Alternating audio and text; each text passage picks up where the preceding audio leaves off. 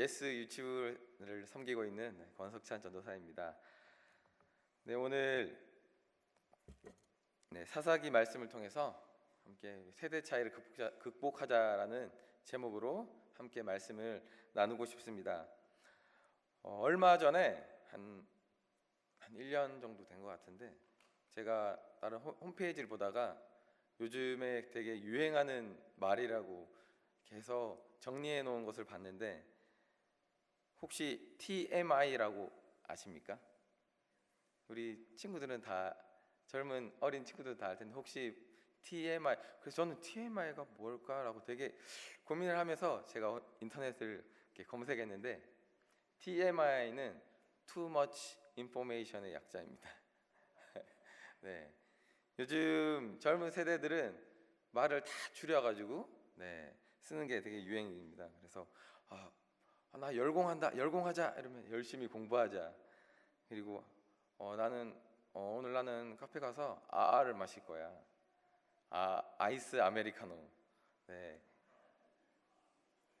이런 것이 되게 유행하고 있고, 그리고 단어의 어떤 의미를 되게 부여해서 되게 뭐 고구마다 그러면 저희가 먹는 고구마를 생각하시는데, 고구마 먹으면 목이 막히잖아요. 그것처럼 뭔가 되게 답답하고 막 이런 상황을 가지고 고구마다. 그 반면에 되게 사이다 이러면, 사이다를 탁 마시면 목이 팍 이렇게 시원함을 느끼듯이 뭔가 딱 시원하게 해주는 그런 어떤 상황과 말을 할 때 사이다라고 그렇게 말을 합니다. 이처럼 세대 차이는 서로 다른 세대들 사이에 있는 어떤 감정이나 가치관의 그런 차이를 말하는 것입니다. 세대 차이는 신세대와 구세대의 차이점을 말하는데 사용하는 말입니다. 오늘 본문에도 그 단어가 나오고 있습니다. 오늘 본문에 보면 10절에 보면 그 세대가 나오고, 그리고 그 다른 세대, 그래서 이 두 세대를 이렇게 비교해 놓는 걸 볼 수 있는데, 그 세대는 하나님을 아는 세대, 그리고 다음 세대는, 다른 세대는 하나님을 모르는 세대로 이렇게 비교해 주고 있습니다. 세상은 신세대를 따라가는 것이, 어른들이 젊은 세대를 따라가는 것이 세대 차이를 극복하는 방법입니다. 하지만 성경은 다르게 말하고 있습니다. 구세대를 따라가야지 세대 차이를 극복할 수 있는 것입니다. 성경에 근거한 하나님을 아는 세대와 또 세상에 근거한 하나님을 모르는 세대를, 이 세대 차이를 극복하기 위해서 하나님은 지금도 일하고 계십니다. 성경을 통해서 볼 수 있는 것은 하나님은 지도자, 리더를 세워서 일하고 계시는 것을 볼 수 있습니다. 오늘도 본문에 보면 여호수아라는 리더의 이름이 나옵니다. 근데 여호수아가 이제 죽었다고 나오죠.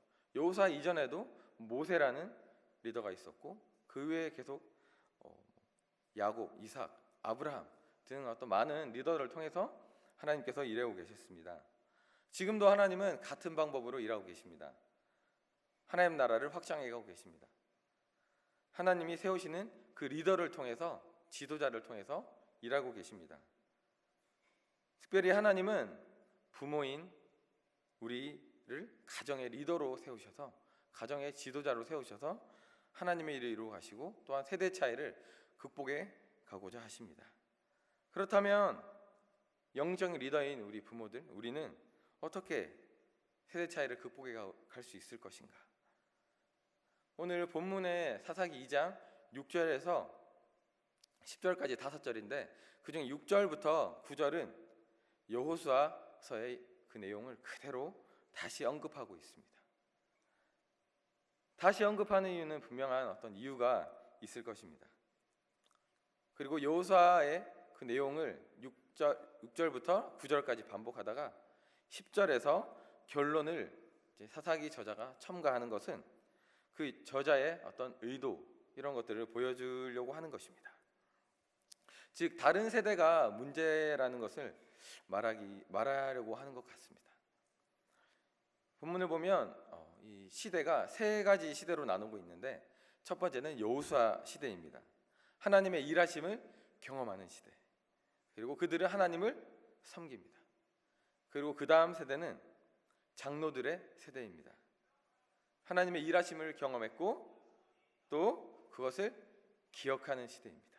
그들도 또한 하나님을 섬겼습니다. 하지만 그 이후 시대가 나옵니다.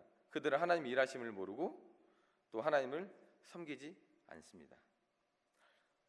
오늘 사사기를 쓴 저자는 10절의 결론을 통해서 그 후 세대가 문제라는 것을 말하는 듯 하는 것처럼 보이지만 자세히 보면 그것이 아니라는 것을 알 수 있습니다. 여호수아 24장 31절을 다 같이 읽어보도록 하겠습니다. 다 같이 읽어보겠습니다. 시작. 이스라엘이 여호수아가 사는 날 동안과 여호수아 뒤에 생존한 장로들 곧 여호와께서 이스라엘을 위하여 행하신 모든 일을 아는 자들이 사는 날 동안 여호와를 섬겼더라.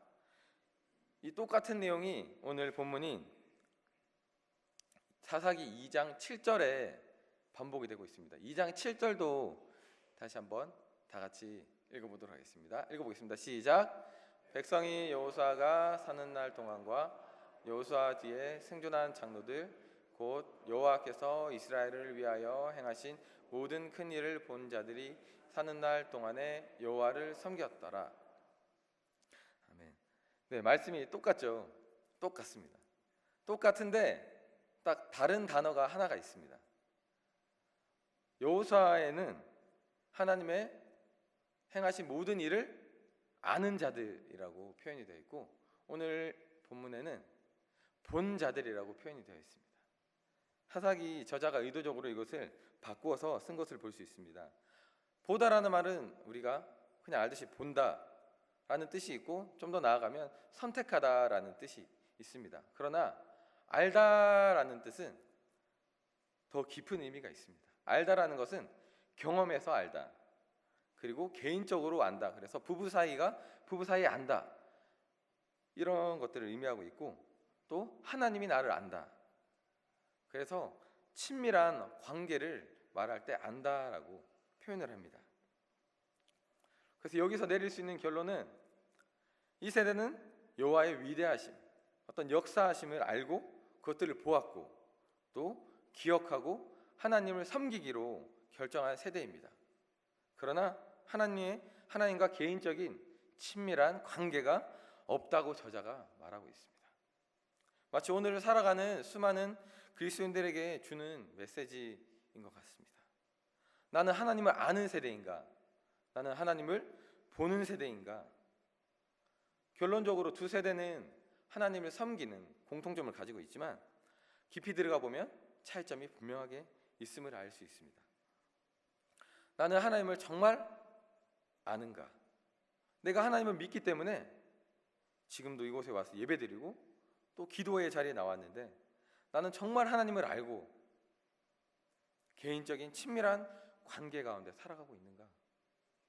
그래서 하나님의 일하심을 매일매일 경험하고 있는가? 이것을 묻고 있습니다.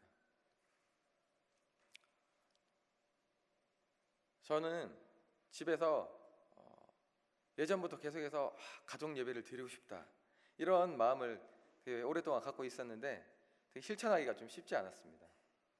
그래서 미국에 와서 처음으로 저희가 시도한 게 가족 큐티를 하는 것입니다. 다 같이 자기 전에 다 씻고 모여서 이제 큐티를 하기 위해서 저희 딸이 3살인데 어떻게 하면 같이 가족이 큐티를 할 수 있을까? 그래서 알아보다가 저희가 이제 풍성한 생명의 삶으로 큐티를 하고 있는데 거기서 나오는 두란노에 있는 유치부용 큐티 책이 있더라고요. 그래서 예수님이랑 나랑이라는 책인데 그 책을 사서 같이 매일 하고 싶지만 매일은 아니지만 그래도 자주 모여서 큐티를 하고 있습니다. 거기 만들기도 있고 같이 활동도 있어서 자녀가 함께 하기에 너무 좋고 또 저희가 하고 있는 생명의 삶과도 큐티 본문이 일치해서 같이 그걸 하고 있는데 저희 딸이 되게 좋아하고 저희 가족도 그걸 하면서 좀 하나님의 은혜를 누리고 있습니다.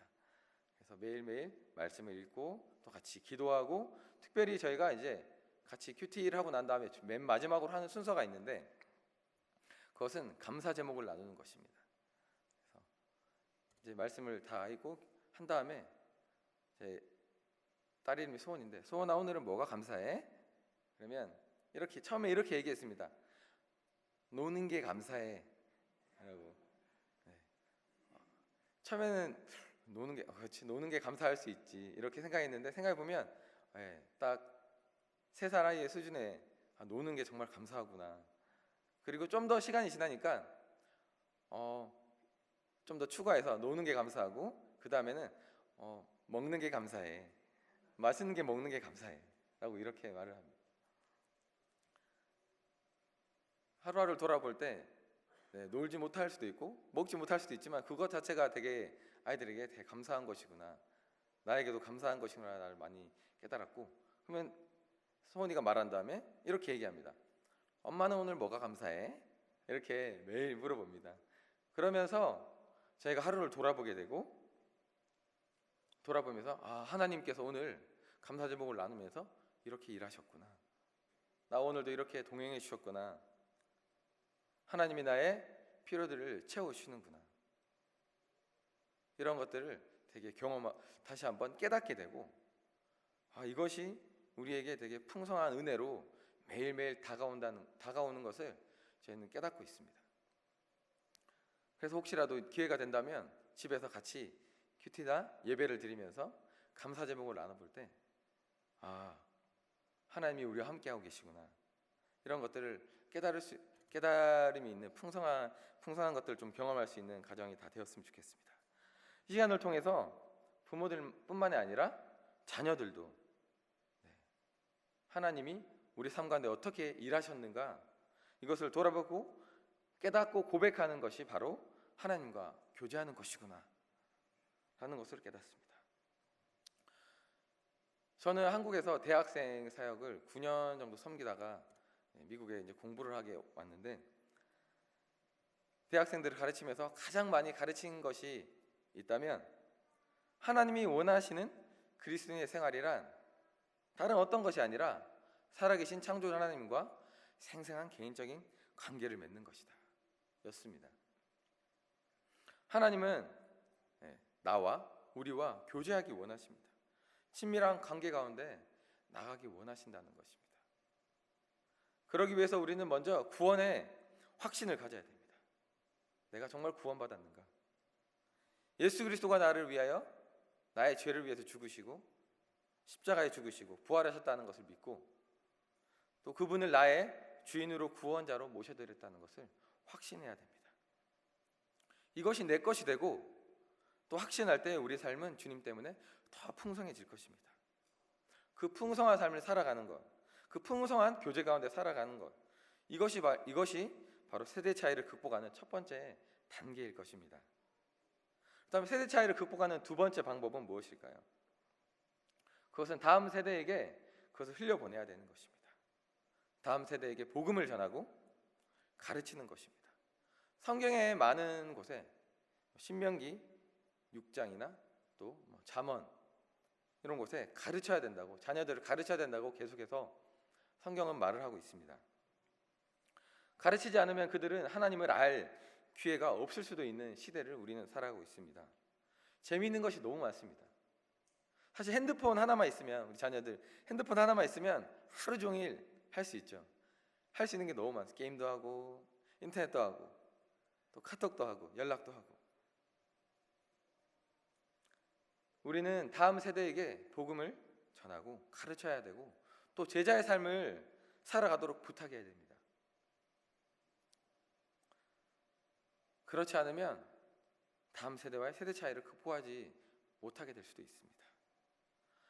저는 가부장적인 가정에서 되게 자랐습니다. 제 아버지는 되게 좀 무서운 분이셨던 것으로 기억하고 있고, 어릴 때의 기억으로. 하지만 지금 생각해 보면 아버지는 노력을 정말 많이 하셨던 것 같습니다. 저와 놀아주기 위해서 새로운 것들을 이렇게 사오기도 하시고, 야구공도 사오시고 글러브도 사오시고 배트도 사오시고, 또 틈틈이 재밌는 것도 만들어주시고 되게 노력을 많이 하셨던 것 같은데, 돌아보면 좀 뭔가 서먹한 관계, 되게 좀 아버지와 어려운 관계, 이런 것들이 있는 것 같습니다. 어떤 정서적인 거리감을 느끼는 것 같습니다. 나도 부모로서 나는 어떻게 살아야 될까? 지금 아직 3살인 딸과 어떤 관계를 이루면서 앞으로 살아가야 될 것인가? 아내가 가끔 저에게 이런 말을 합니다. 좀 더 따뜻하게 말을 해주면 좋겠다 라고 이렇게 말을 해주는데, 저는 나름 따뜻하게 한다고 생각했는데 아내 기준에 봤을 때 그게 아니었던 것 같습니다. 그래서 요즘에 제가 읽고 있는 책이 있는데 파더링이라는 책입니다. 아버지가 된다는 어떤 그런 책인데, 거기 보니까 통계상의 80%의 아버지가 자신의 아버지나 또 자녀들과의 거리감을 느끼고 있다라고 통계가 그렇게 나와 있다고 합니다. 또 아버지의 부재라고 막 표현을 하면서, 아버지가 집에 같이 있지만 어떤 정서적인 거리감, 감정적인 거리감을 통해서 같이 있지만 같이 있지 않은 것 같은 그런, 이것을 표현해서 아버지의 부재라고 말을 하고 있던데, 대화가 통하지 않고 내가 이런 부모가 되면 어떡할까? 어떤 두려움이, 제 안에 책을 보면서 두려움이 생겨나고 있습니다. 아직 조금밖에 못 봐가지고 그 뒤의 내용들 아직 잘 읽지 못했지만, 먼저 부모와 자녀 간에 대화가 많이 필요한 것 같습니다. 가벼운 대화부터 시작해서 좀 감정이나 좀 깊은 어떤 문제들, 이런 것까지 터치할 수 있는 깊은 대화까지 우리는 나아갈 수 있어야 되는 것 같습니다. 그러기 위해서 내 안에 있는 장벽을 넘어서야 되겠다라는 그런 마음이 들었습니다. 저는 경상도 사람입니다. 혹시 경상도 남자 하면 어떤 이미지가 생각나시나요? 다 떠오르는 이미지가 있으실 것입니다. 아마 제가 바로 그런 사람입니다. 네. 대화가 쉽지 않은 사람, 아직 어떻게 해야 될지도 좀 잘 모르는 사람. 그러나 저는 이 장벽을 극복하고 싶습니다. 참 많은 도움이 필요한 것 같습니다. 먼저는 이것을 깨닫는 것이 먼저인 것 같습니다. 내가 이것을 깨닫고 난 도움이 필요하다, 난 도움이 필요한 사람이구나 라는 것을 깨닫는 것이 이 장벽을 넘어가는 첫 번째 관문인 것 같습니다. 제 아내는 책으로부터 많은 도움을 받습니다. 많은 책들을 읽고 있고, 제가 적극적으로 더 해야 되는데 아내가 되게 책도 소개시켜주고, 그래서 지금 읽는 책도 읽고 있는데, 좋은 책들로부터 도움을 받는 것도 되게 중요한 것 같습니다. 물론 가장 좋은 책은 성경책입니다. 성경으로부터 도움을 받고, 그 다음에 또 좋은 책들로부터 도움을 받는 것, 이것도 되게 좋은 방법인 것 같습니다. 영화부에서 읽고 있는 책이 되게 좋은 것 같습니다.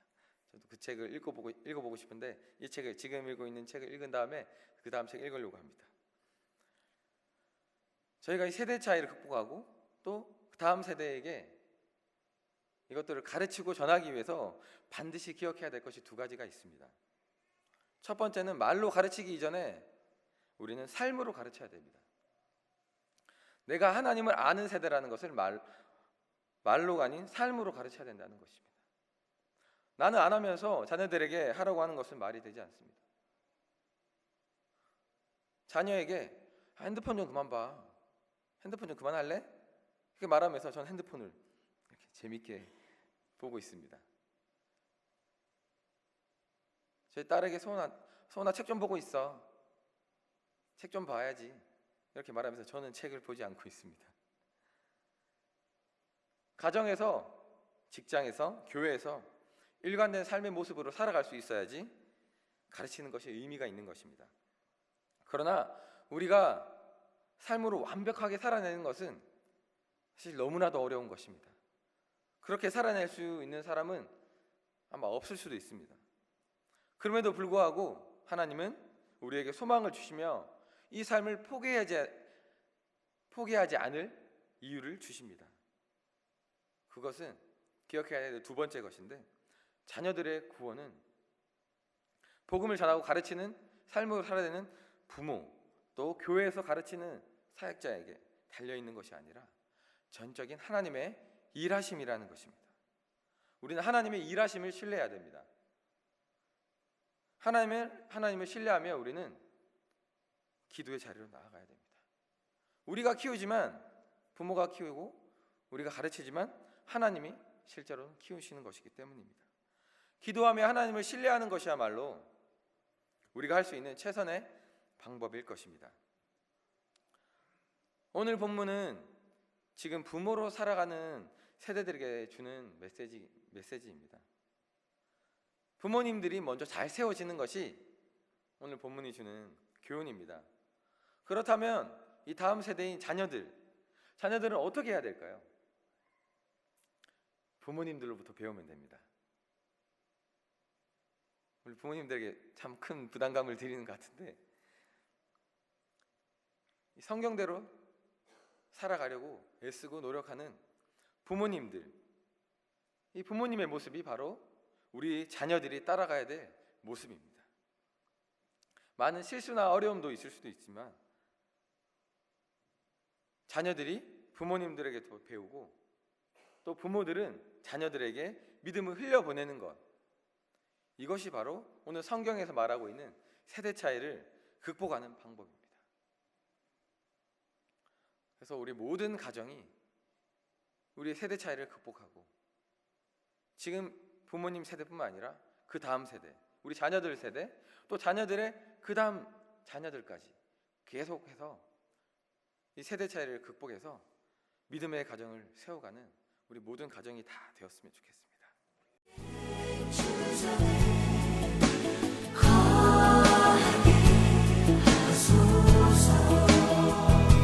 주의